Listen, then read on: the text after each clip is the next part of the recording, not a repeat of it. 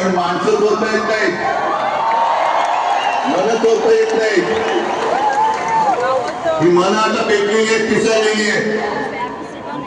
एक ठिणगी जागती ठेवणं हे आपल्या सगळ्यांचं काम आहे. आणि या मंत्र्यांनी किंवा अजूनही सोशल मीडियावरती काही व्हिडिओ येत आहेत की आता हे हिंदुत्व स्वीकारणारे सगळे अंधभक्त मुलांना धमक्या देत आहेत.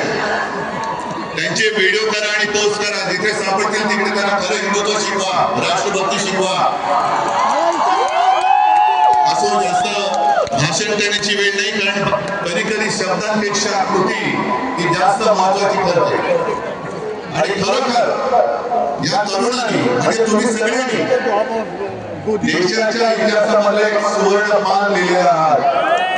तुमच्या शक्तीची, तुमच्या एकजुटीची नोंद ही सुवर्णाक्षराने आपल्या देशाच्या लोकशाहीच्या इतिहासामध्ये केल्याशिवाय कोणी राहणार नाही.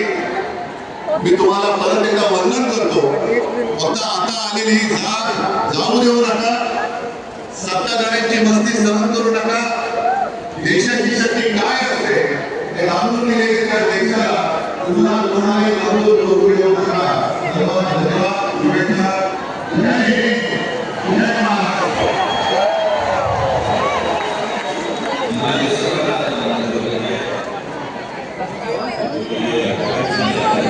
निकाल रहे हो गर्दी क्या या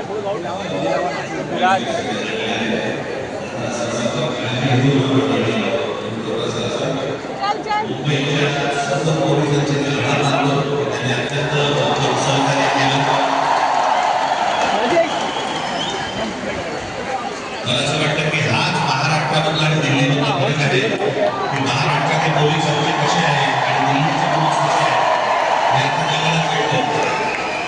त्यामुळे पोलीस संपूर्ण यंत्रणेचे आम्ही आभार मानतोय. धन्यवाद.